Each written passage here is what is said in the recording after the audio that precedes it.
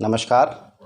CTET और भर्तियों के सीटेट 2020 के पाठ्यक्रम के क्रम में आज हम पर्यावरणीय अध्ययन की कक्षाएं शुरू करने जा रहे हैं। इस वीडियो में सबसे पहले हम पर्यावरणीय अध्ययन के सिलेबस को डिस्कस करेंगे कि किन किन बिंदुओं की हमें चर्चा करनी है और हमें किस स्ट्रेटेजी के साथ आगे बढ़ना है। तो देखिए, आपके सामने बोर्ड पे लिखा हुआ है पर्यावरणीय अध्ययन और शिक्षण पाठ्यक्रम।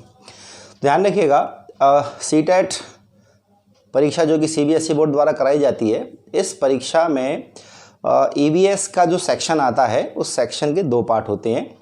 15 नंबर का 1 पार्ट, 15 नंबर का 2 पार्ट। हालांकि 30-30 मार्क्स के 5 पार्ट्स मैंने आपको पहले बताया था इंट्रोडक्शन वीडियो में, और 30 मार्क्स का जो ईवीएस का पार्ट होता है उसमें 30 क्वेश्चन होते हैं। 15 क्वेश्चन ईवीएस के फैक्ट वाले डेटा से आते हैं, जहां आपसे ऐसे प्रश्न पूछे जाते हैं जिनमें कोई ना कोई तथ्य पूछा गया हो, और 15 प्रश्न पर्यावरण शिक्षण से संबंधित आते हैं, अर्थात पर्यावरण की पेडागोजी से आते हैं। तो समझते हैं कि पर्यावरण अध्ययन के जो फैक्ट वाले क्वेश्चन हैं उनका क्या सिलेबस है, और जो पर्यावरण शिक्षण शास्त्र के जो 15 क्वेश्चन आते हैं उनका क्या सिलेबस है। देखिएगा, सबसे पहले हमें ये समझना होगा कि हम जो टॉपिक पढ़ रहे हैं पर्यावरण अध्ययन, ये है क्या। जनरली पर्यावरण अध्ययन और पारिस्थितिकी को एक ही समझ लिया जाता है, जबकि पारिस्थितिकी और पर्यावरण अध्ययन में थोड़ा सा डिफरेंस है। मैं आपको बता देता हूँ क्या है। पारिस्थितिकी जिसको हम इकोलॉजी कहते हैं, तो ध्यान रखिएगा, इकोलॉजी जो है जीव विज्ञान की एक शाखा है, जिसके अंतर्गत जीव समुदायों का, वो जिस क्षेत्र में रह रहे हैं उस क्षेत्र में उनके आसपास के वातावरण के साथ उन जीवों का परस्पर संबंध कैसा है, किस प्रकार की क्रियाएं वो आपस में करते हैं, उसका अध्ययन हम पारिस्थितिकी के अंतर्गत करते हैं। एक एग्जाम्पल से समझिएगा। मान लीजिएगा आप पश्चिमी घाट पर्वतों पर हैं। पश्चिमी घाट पर्वत भारत में आप जानते होंगे अगर आपने थोड़ा सा भूगोल पढ़ा होगा। या मान लीजिए आप केरल के घने जंगलों में हैं। तो केरल के घने जंगलों में वहाँ के जीव जंतु और वहाँ की भौगोलिक दशाएं, कि वहाँ का तापमान क्या है, वहाँ वर्षा कैसी होती है, वहाँ की मिट्टी कैसी है। तो वहाँ के जीव जंतु एक तो आपस में क्रियाएं करते हैं कि शाकाहारी जीव निर्भर रहते हैं पेड़ पौधों पर, मांसाहारी जीव निर्भर रहते हैं शाकाहारी जीवों पर, और वहाँ इन सभी को जीने के लिए वायुमंडल की आवश्यकता है। तो उससे तमाम गैसें इनको मिलती हैं, जैसे ऑक्सीजन है, नाइट्रोजन है, और बहुत सारी गैसें इनको प्राप्त होती हैं। इसके अलावा वहाँ नमी कैसी है, वहाँ वर्षा कैसी है, वहाँ तापमान कैसा है।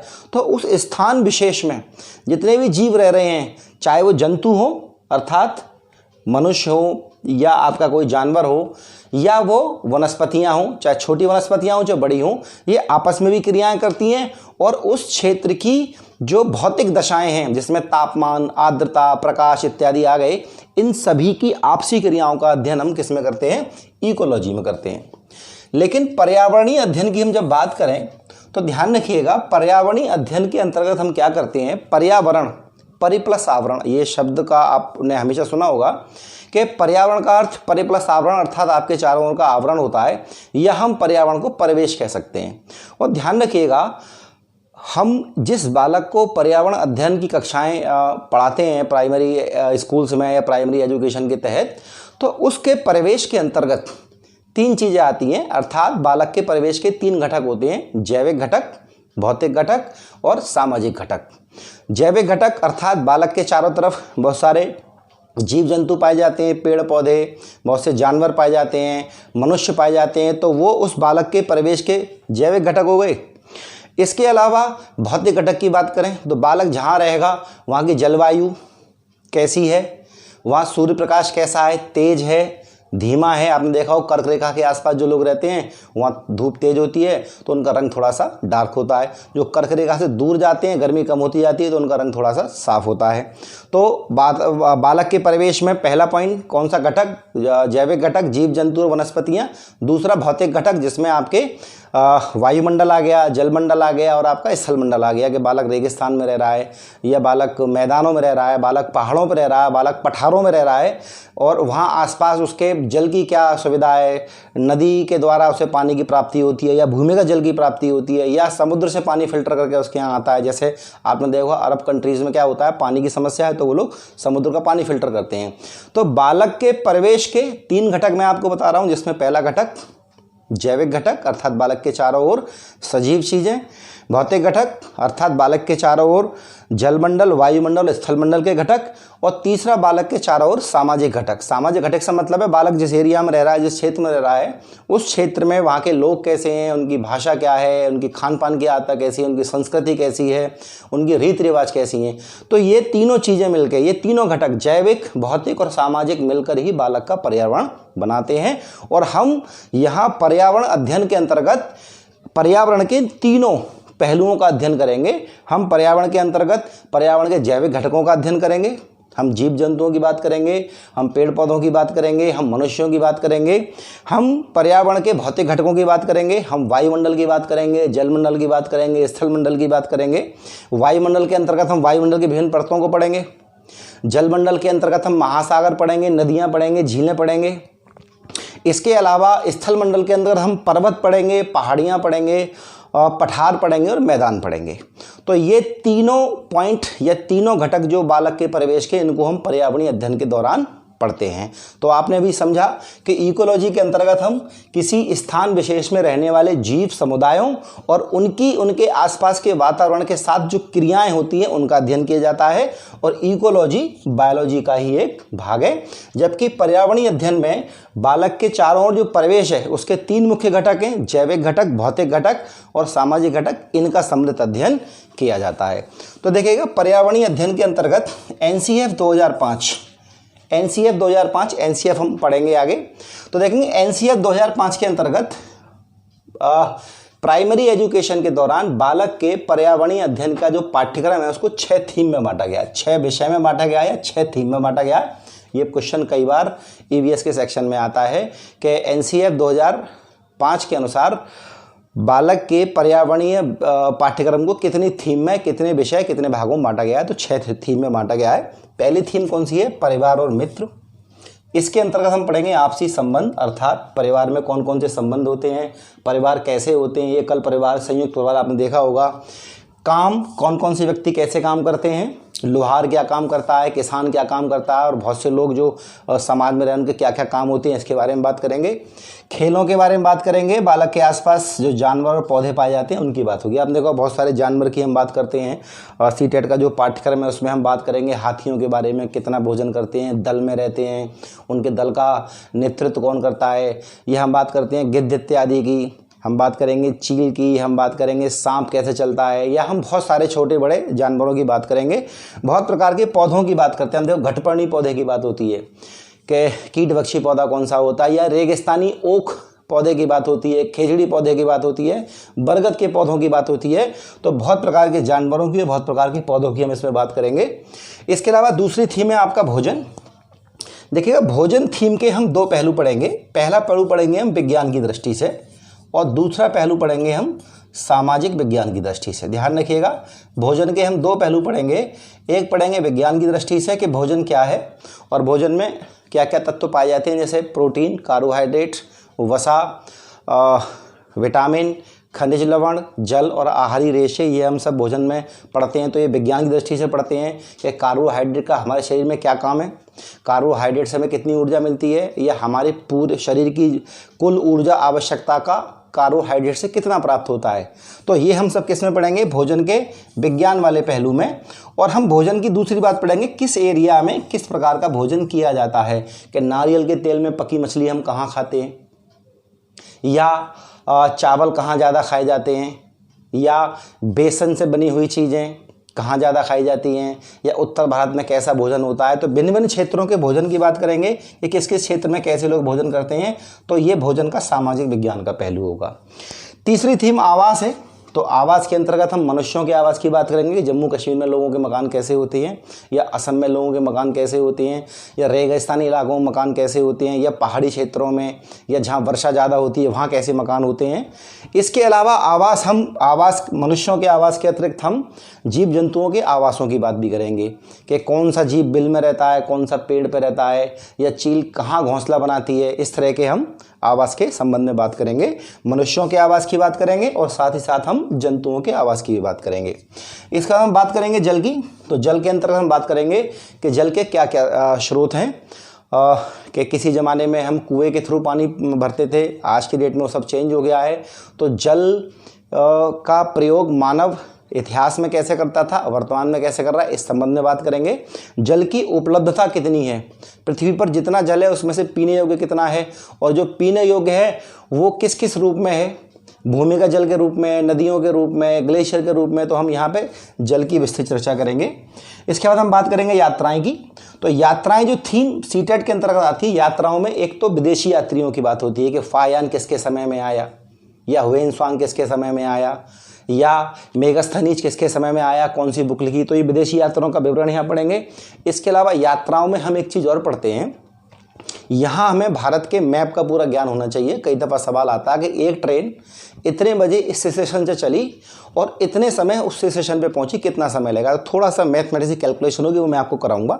या यात्राओं में कई दफ़ा ऐसे सवाल भी पूछे जाते हैं, जैसे कि आप दिल्ली से उत्तर प्रदेश आए, उत्तर प्रदेश से आप मध्य प्रदेश गए और उसके बाद आप झारखंड आए, तो अब आपकी दिशा क्या है। तो वहाँ मैप के थ्रू मैं आपको बताऊंगा दिशा कैसे निकाली जाती है। बहुत ही आसान तरीके से हम करेंगे और मैपिंग आपकी बहुत शानदार तरीके से मैं आपको कराऊंगा, और जिससे कि आपको आगे कभी मैपिंग में कभी दिक्कत ना हो। इसके बाद अगली थीम जो हमारी है, चीज़ें जो हम बनाते हैं। देखिएगा इसके अंतर्गत क्या रहता है, चीज़ें जो हम बनाते हैं। आपने सुना होगा, देखे अगर आपने सीटेट का भी क्वेश्चन पेपर देखे होंगे तो देखा होगा पोचमपल्ली साड़ियाँ कहाँ बनती हैं, बनारसी साड़ियाँ कहाँ बनती हैं, पश्मीना शॉल कहाँ बनती है। तो मनुष्य द्वारा बनाई गई प्रमुख चीज़ों की बात होती है। या पीतल में कौन कौन सी धातुओं का मिश्रण होता है, या कुकर इत्यादि जिन धातुओं से बनते हैं उसमें एल्यूमिनियम के साथ क्या क्या मिलाया, अर्थात केमिस्ट्री के जो पार्ट में मिश्र धातुएं पढ़ते हैं वो भी हम कहीं ना कहीं यहाँ पढ़ते हैं। सिक्कों में कौन कौन सी धातुएं यूज की जाती हैं। तो यहाँ पे हम चीज़ें जो हम बनाते हैं उन टॉपिक्स की बात करते हैं।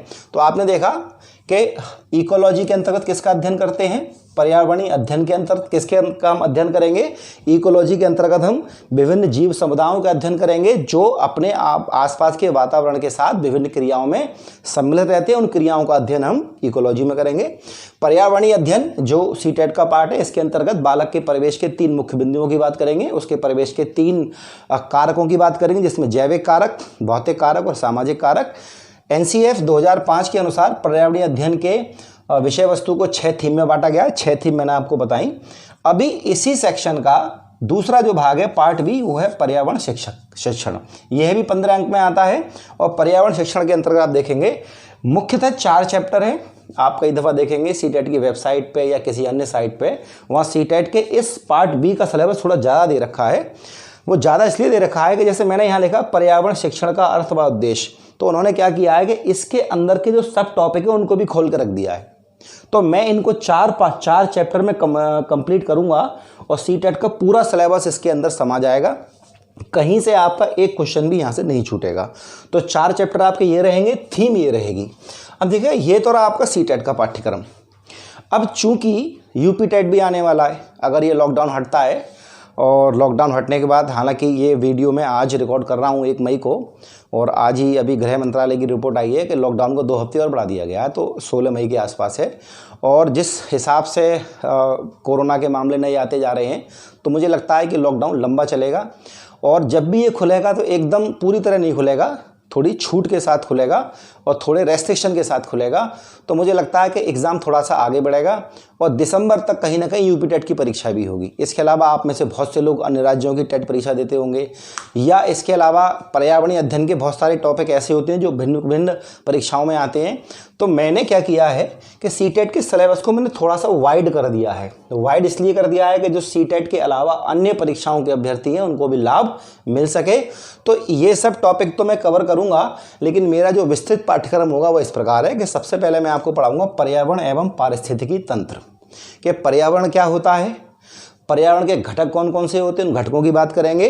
पारिस्थितिकी तंत्र क्या होता है और किस किस प्रकार के होते हैं, जैसे सागर का पारिस्थितिकी तंत्र, मरुस्थल का पारिस्थितिकी तंत्र, वनों का पारिस्थितिकी तंत्र, बायोमास पिरामिड आपने देखे होंगे, इसके अलावा संख्या पिरामिड देखा होगा आपने, ऊर्जा पिरामिड देखा होगा, है ना, लिंडेमान वगैरह के आप नियम पढ़े होंगे। तो ये सब हम यहाँ कवर करेंगे डिटेल में।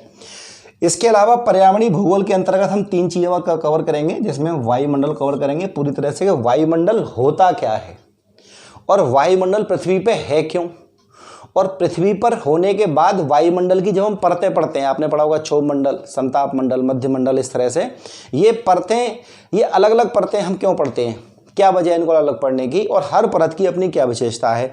तो हम बहुत डिटेल में वायुमंडल पढ़ेंगे। वायुमंडल से आने वाले सभी प्रश्न आपके इससे कवर होंगे, चाहे आप किसी भी एग्जाम में बैठें। जलमंडल की बात करेंगे, और जलमंडल की बात करेंगे तो हम बात करेंगे महासागर की, कि कौन कौन से महासागर हैं, सबसे बड़ा कौन सा है, सबसे छोटा कौन सा है। इसके अलावा बात करेंगे हम नदियों की, भारत की प्रमुख नदियों की बात करेंगे। इसके अलावा विश्व की कुछ नदियां प्रमुख रूप से, जैसे नील नदी है, अमेजोन नदी है, यांगसिटी क्यांग नदी है, वांगू नदी है, ये बहुत सारी नदियां ऐसी हैं आपकी जो कई दफ़ा पूछी जाती हैं। तो हम यहाँ नदियों की बात करेंगे। नदियाँ हम भारत के भी पढ़ेंगे और नदियाँ हम विश्व की भी पढ़ेंगे। इसके अलावा स्थल मंडल की बात करेंगे, तो स्थल मंडल में हम आपके पर्वत, सबसे पहले पर्वत के बाद पहाड़ियाँ छोटी छोटी, जैसे आपने देखा होगा पर्वत की बात करेंगे तो हिमालय की बात करेंगे, पहाड़ियों की बात करेंगे तो दक्षिण भारत की छोटी छोटी पहाड़ियाँ, नीलगिरी पहाड़ियाँ, अन्नामलाई पहाड़ियाँ, डोडा बेट्टा, इस तरह की छोटी छोटी पहाड़ियाँ पढ़ेंगे। इसके अलावा हम पढ़ेंगे पठार पढ़ेंगे, दक्षिण भारत का पठार पढ़ेंगे, शिलोंग का पठार पढ़ेंगे, कार्बी एवलोंग का पठार पढ़ेंगे, तो पूरे भारत का पठार पढ़ेंगे। इसके बाद हम पढ़ेंगे मैदान, और मैदान की बात करेंगे तो मैदान आप देखेंगे दो तरह के मैदान होते हैं। एक तो आपके हरे मैदान होते हैं, जैसे हम उत्तर भारत में रहें तो हरे मैदान है, या मरुस्थल भी आपके मैदान में आते हैं। तो स्थल मंडल के अंतर्गत हम स्थल मंडल के पर्वत, पहाड़ियाँ, पठार, मैदान, ये सब पढ़ेंगे। इसके बाद हम पढ़ेंगे जैव मंडल। देखिएगा पृथ्वी पर जीवन है क्योंकि पृथ्वी पर जैव मंडल है। और जैव मंडल क्यों है कि आप देखेंगे ये आपका वायुमंडल है, ये आपका जलमंडल है, और ये आपका स्थल मंडल है। तो ये आपका वायुमंडल है, ये आपका जलमंडल है, और ये आपका स्थल मंडल है। ये तीनों जहाँ आपस में मिल रहे हैं, ये जो एरिया है, इन तीनों से मिलकर जो बना है वो जैव मंडल है, क्योंकि इन तीनों के बिना जैव मंडल पॉसिबल नहीं है। जैव मंडल अर्थात ऐसा क्षेत्र जहाँ जीवन संभव हो, और जीवन के लिए वायुमंडल भी आवश्यक है, जलमंडल भी आवश्यक है, और स्थल मंडल भी आवश्यक है। इसलिए मैंने आपको एक फिगर से बताया कि जहाँ तीनों ये आपस में एक दूसरे को काटते हैं, अगर जलमंडल, वायुमंडल हो, स्थल मंडल हो तो जीवन संभव नहीं होगा।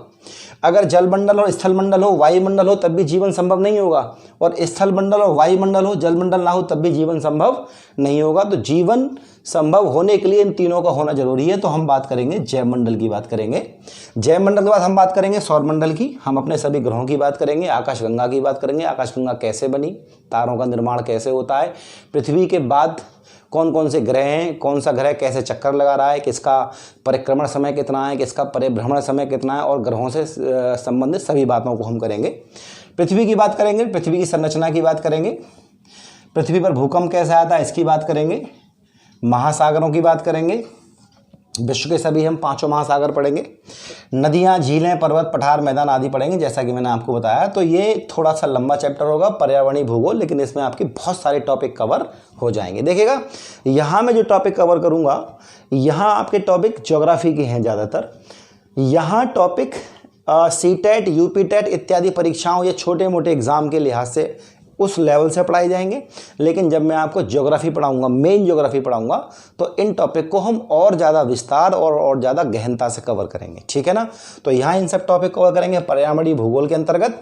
इसके बाद हम अगले टॉपिक पर बात करेंगे जैव विविधता और पर्यावरण संरक्षण के ऊपर, कि पर्यावरण का संरक्षण की आवश्यकता क्यों पड़ी, पर्यावरण संरक्षण के सीरियस प्रयास कब से शुरू हुए। जैसे आपने पढ़ा होगा स्टॉकहोम सम्मेलन, तो सबसे पहला महत्वपूर्ण जो सम्मेलन हुआ था पर्यावरण के संबंध में वो कौन सा था, स्टॉकहोम सम्मेलन। पर्यावरण संरक्षण हम कैसे करते हैं, स्वस्थानीय विधि या बाह्य स्थानीय विधि। अगर किसी जीव जंतु या पेड़ पौधों को उसके प्राकृतिक आवास में ही संरक्षित किया जाए, यानी कि जहाँ वो रहता है, जहाँ वो जीव जंतु या पेड़ पौधा पाया जाता है वहीं उसको संरक्षित किया जाए, तो इसे कहते हैं स्वस्थानीय संरक्षण। यानी कि उस जीव जंतु या पेड़ पौधे का उसी के स्थान पर संरक्षण, और हम उस जीव जंतु या पेड़ पौधे को वहाँ से ले आएँ और वहाँ से लाके हम कहीं और शिफ्ट करें। जीव जंतु को चिड़ियाघर में या पेड़ पौधे को बॉटनिकल गार्डन में हम शिफ्ट करें, जिससे कि वहाँ उनको केयर की जाए और बचाया जा सके। तो ये हो गया आपका बाह्य स्थानीय, यानी कि उनके प्राकृतिक आवास से उन्हें ले जाया जाए कहीं और। पेड़ पौधों को बॉटनिकल गार्डन में शिफ्ट किया जाए, या जीव जंतु या जंतुओं को किसी चिड़ियाघर इत्यादि में, या आपने देखा होगा टाइगर रिजर्व होते हैं, टाइगर सफारी होती है, वहाँ उनको ले जाया जाए तो उनको वहाँ संरक्षित किया जाए। तो ये पर्यावरण संरक्षण के अंतर्गत आता है। इसे स्वस्थानीय और बाह्य स्थानीय संरक्षण कहते हैं, ये हम यहाँ पढ़ेंगे। जैव विविधता की बात करेंगे, जैव विविधता के अंतर्गत हम पढ़ेंगे हॉटस्पॉट क्या है, हॉटस्पॉट पूरी दुनिया में कितने हैं और भारत में कौन कौन सी है, और सबसे ज़्यादा जैव विविधता भारत में कहाँ पाई जाती है, ठीक है ना। इसके अलावा पर्यावरण प्रदूषण की बात करेंगे, जहाँ जल प्रदूषण, मृदा प्रदूषण, ध्वनि प्रदूषण इत्यादि की हम बात करेंगे। ऊर्जा एवं संसाधन की बात करेंगे कि मानव को ऊर्जा कहाँ से प्राप्त होती है, ऊर्जा के कौन कौन से संसाधन है, परंपरागत ऊर्जा क्या होती है, अपरंपरागत ऊर्जा क्या होती है, या ग्रीन एनर्जी किसे कहते हैं, इन सब की हम यहाँ बात अच्छे से करेंगे। भारत में मुख्य राष्ट्रीय उद्यान, नेशनल पार्क, वन्यजीव अभयारण्य, वाइल्ड लाइफ सेंचुरीज और जैव आरक्षित क्षेत्र, बायोस्फीयर रिजर्व, इनकी हम बात करेंगे कौन कौन से मेन है जो परीक्षाओं बार पूछे जाते हैं। इसके बाद परिवार एवं मित्र, वही सारे टॉपिक, जीव जंतु पेड़ पौधे, जल एवं भोजन, हम चीज़ें कैसे बनाते हैं, आश्रय, यात्रा एवं परिवहन, और यहाँ हम थोड़ा सा विज्ञान का पार्ट भी कवर करेंगे, थोड़ी सी फिजिक्स, क्योंकि कई दफ़ा सीटेट में फिजिक्स से क्वेश्चन आ जाते हैं। सीटेट प्राइमरी लेवल पे, और मैंने अभी दिया था 2019 वाला दिया था मैंने, उसमें भार को लेके एक क्वेश्चन था। मैं आप सभी को बता दूं कि मैं 5 बार सीटेट क्वालिफाई हूँ और 2 बार मैं यूपी टेट क्वालिफाई हूँ। 2012 में मेरा सीटेट क्वालिफाई था, मैं 2012 में बीएड कर चुका हूँ, और यूपी टेट भी मैंने कई बार क्वालिफाई किया है। तो मैं बार बार एग्जाम देते रहता हूँ, जिससे मुझे पता लगता रहता है कि हाँ एग्ज़ाम का पैटर्न कैसा है। तो थोड़ी सी फिजिक्स भी कभी कभी आती है, थोड़ी सी बायो, जिसमें मानव शरीर के बारे में, कोशिकाओं इत्यादि के बारे में, ऊतक इत्यादि के बारे में आता है, और इसके अलावा थोड़ी सी केमिस्ट्री भी, जैसे यौगिक क्या हैं, तत्व क्या हैं, मिश्रण क्या हैं, ये सब चीज़ें भी, या धातुएं क्या हैं, अधातुएं क्या हैं, ये सब चीज़ें थोड़ी थोड़ी हम विज्ञान यहाँ पढ़ेंगे। हालांकि मैं आपको सुनिश्चित कर दूँ कि जब मैं विज्ञान की प्रॉपर कक्षाएँ चलाऊँगा तो मैं बहुत विस्तार से विज्ञान पढ़ाऊँगा आपको। वहाँ मैं आपको बिल्कुल डिटेल में फिजिक्स अलग पढ़ाऊँगा, और मेरा आपसे वादा है कि आपकी फिजिक्स चाहे कितनी भी ख़राब हो, केमिस्ट्री चाहे कितनी ख़राब हो, बायोलॉजी चाहे कितनी ख़राब हो, मेरी क्लासें करने के बाद आपकी कोई भी चीज़ ना तो ख़राब रहेगी ना आप कमज़ोर रहेंगे। उसमें बिल्कुल मैं आपके कॉन्सेप्ट बिल्कुल इतने क्लियर कर दूंगा कि आपको आगे कभी दिक्कत नहीं आएगी। तो यहाँ हमने समझा कि हमारा विस्तृत पाठ्यक्रम क्या होगा, इसकी कक्षाएँ थोड़ी सी लंबी चलेंगी। इससे 2 फ़ायदे होंगे, सीटेट कवर हो जाएगा, यूपी टेट कवर हो जाएगा, और जो लोग सुपर टेट का एग्ज़ाम देने वाले हैं, अर्थात शिक्षक भर्ती की परीक्षा देने वाले हैं, उनके लिए भी इसमें काफ़ी सारी चीज़ें मिल जाएंगी, ऐसा मैं आशा करता हूं। तो ये आपके सामने था पर्यावरण अध्ययन और शिक्षण शास्त्र का पाठ्यक्रम, कि क्या सीटेट का पाठ्यक्रम है और क्या हम कवर करने वाले हैं। इसके बाद आपको लगातार इसके वीडियो मिलना शुरू हो जाएंगे, और साथ ही साथ में बाल विकास और शिक्षा शास्त्र के वीडियो भी शुरू करूँगा। अभी मैंने सीडीपी के क्वेश्चंस के वीडियो नहीं बनाए हैं, मैं थोड़ा लेट बनाऊंगा, क्योंकि अभी आप इन्हें स्टडी कर लें और जैसे ही हमें लगेगा एग्ज़ाम की डेट आ गई है, क्योंकि अगर एग्ज़ाम पोस्टपोन्ड हुआ और मैंने क्वेश्चंस के वीडियो अभी बना दिए तो आपका रिवीजन अच्छा नहीं हो पाएगा। तो मैं सोच रहा हूँ कि थोड़ा सा एक बार क्लियर हो जाए कि सीटेट का एग्ज़ाम 5 जुलाई को होगा या थोड़ा आगे बढ़ेगा, उसी नई तिथि या जो तिथि है अभी से 5 जुलाई, उसको ध्यान में रखते हुए हम प्रश्नों के वीडियो बनाना शुरू करेंगे। निश्चित बनाऊँगा, और बहुत सारे प्रश्न मैं आपको कराऊँगा। मेरे जो पुराने विद्यार्थी जो मुझसे पढ़ चुके हैं वो जानते हैं, ऑफलाइन क्लासेस में मैंने किस तरह से उन्हें प्रश्न तैयार कराए हैं। उनके मन में वो यादें ताज़ा होंगी कि मैं उनको 8-10 दिन 15 दिन तक पढ़ाई करता था, क्योंकि वो नए नए होते तो मुझे जानते नहीं थे, और पढ़ाने के बाद जब 10 दिन बाद मैं उनके कुछ एक्सरसाइज सॉल्व करवा दिया करता था, उसके बाद फिर मैं सुनता था। क्योंकि आप एक स्टूडेंट के तौर पे आपकी चाहे कितनी भी उम्र हो जाए, आप 25, 26, 27, 28, 30 के भी हों, और जब आप एक छात्र के रूप में क्लास में बैठे होते हैं तो कहीं ना कहीं आपके अंदर थोड़ी सी लापरवाही आ जाती है, और इस लापरवाही को दूर करने के लिए मुझे थोड़ा सख्त होना पड़ता था। तो मैं उनसे हफ्ते में 2 दिन सुनता था, जिससे कि उनके मन में थोड़ा सा डर रहे और वो लगातार याद करें। और आप यकीन मानिएगा कि सीटेट की परीक्षा में मेरे छात्रों ने कमाल किया। 120, 122, 125, 128 तक मार्क्स हैं, और मैंने 2 विषय उनको पढ़ाई, सीटेट का सीडीपी और ईवीएस। और सीटेट के सीडीपी में 28 तक मार्क्स हैं, ईवीएस में भी 28 तक 29 तक मार्क्स हैं। तो आप निश्चिंत रहिएगा, जितना मैं आपको कराऊंगा वो मोर देन एनफ होगा। लगातार आप वीडियो देखिएगा, कहीं भी वीडियो कोई भी एक स्किप मत करिएगा। लॉकडाउन में हम सब घरों में हैं, और लापरवाह हो गए हैं, लेकिन आप लापरवाह बिल्कुल मत होइए।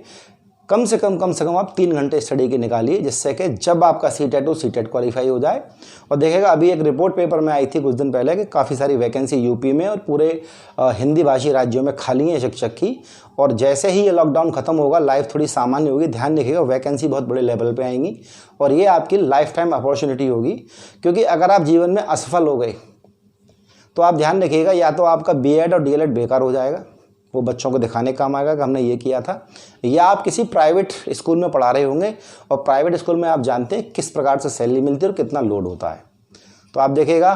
दूसरी बात, आप अगर सरकारी सेवा में जाते हैं तो मैं यहाँ एक बात और स्पष्ट कर दूँ, पहला लाभ कि आपको अच्छी सैलरी मिलती है जो प्राइवेट में नहीं मिलती।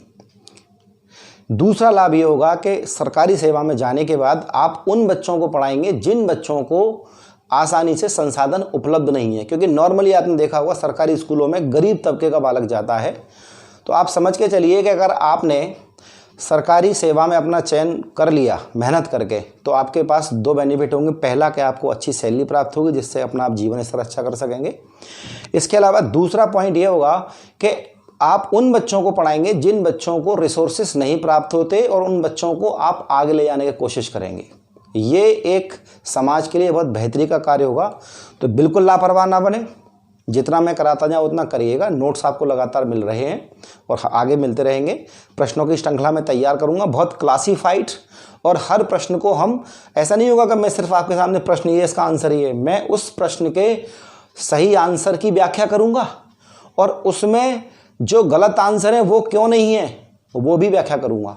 जो पुराने विद्यार्थी हैं वो जानते हैं कि हम जब भी कक्षा में अपनी इस तरह के क्वेश्चंस किया करते थे तो हम सही आंसर के साथ साथ गलत आंसर की भी व्याख्या करते थे कि ये गलत आंसर है तो क्यों है। ठीक है ना।